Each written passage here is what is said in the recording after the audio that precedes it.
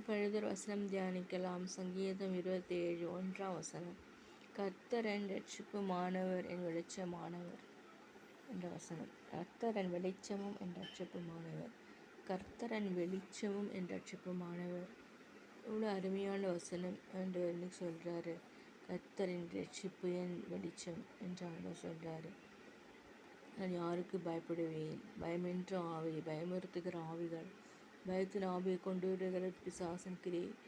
ஆனால் ஆண்டவர் அவற்றை விடுவிக்கிறார். இந்த அநேகர் ஆஸ்பத்திரியில், பல வேலையில், பல இடங்களில் கஷ்டப்பட்டு கொண்டு இருப்பீர்கள். அப்பொழுது நீங்கள் யோசிக்கணும், கர்த்தர் என் ரட்சிப்பின் வெளிச்சம் என்று. நான் கர்த்தரோடு சேர்ந்து ஜெபிங்க, ஏசப்பாவோடு ஜெபிங்க. ஆண்டவர் துதி செய்வாராக. ஆண்டவர் நன்மைகளை தருகிற கர்த்தர். அவர் நம்மை உள்ளது போல அறிகிறார். நாம் எந்த வழியில் போகிறோம், எந்த வழியில் நம்ம செய்கிறோம், எல்லாவற்றையும் அறிந்துள்ள கர்த்தர் நமக்கு அற்புதம் செய்வாராக. நீங்கள் எந்த பிரச்சனையில சிக்கி கொண்டிருந்தால் கர்த்தராகி ஆண்டவரை நீங்கள் பிடித்து கொள்ளுங்கள். அவர் உங்களை ரட்சிப்பார். இயேசுவானவரை பிடித்து கொள்ளுங்கள்.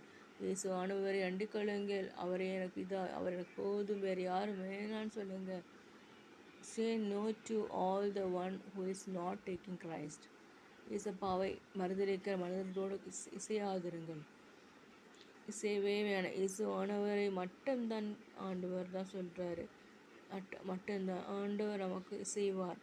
இயேசுவானவர் சேர்ந்து நம்மை அவருடைய வழியில் நடக்க நம்மை அற்புதம் செய்கிறார். வேத புத்தகத்தின் மூலமாக வேத புத்தகத்தை வாசிப்பீர்கள். கர்த்தரின் வெளிச்சமும் என் இரட்சிப்புமானவர், யாருக்கு பயப்படுவேன்?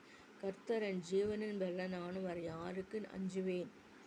தாவீதின் சங்கீதம் 27 சங்கீதம் முழுமையாக வாசிப்பீர்களானால் பயத்தை புறம்பே தள்ளுகிற வசனங்கள். பெற்றோர் இருந்தாலும், கணவர் இருந்தாலும், யார் இருந்தாலும், கர்த்தராகிய ஆண்டவர் இயேசுவானவர் இல்லை என்றால் நம் ஜீரோ தான்.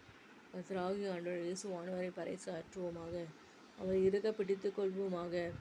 கர்த்தாவே நான் அண்டிக் கொள்கிறேன்னு நம்ம சொல்லும் பொழுது தேவன் நம் பக்கத்தில் வருகிறார். யாரையும் பார்க்காதீர்கள், மனிதர்களை பார்க்காதீர்கள். மனிதர்கள் நம்ம ஹீரோ கிடையாது. இயேசுவானவர் ஹீரோ. அவரை மட்டும் பாருங்கள்.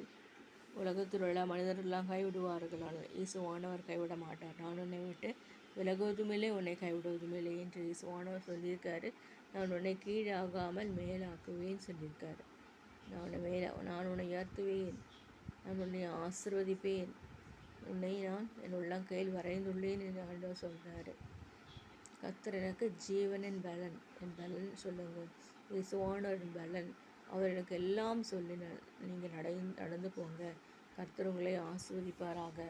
ஆமீன், ஆமீன்.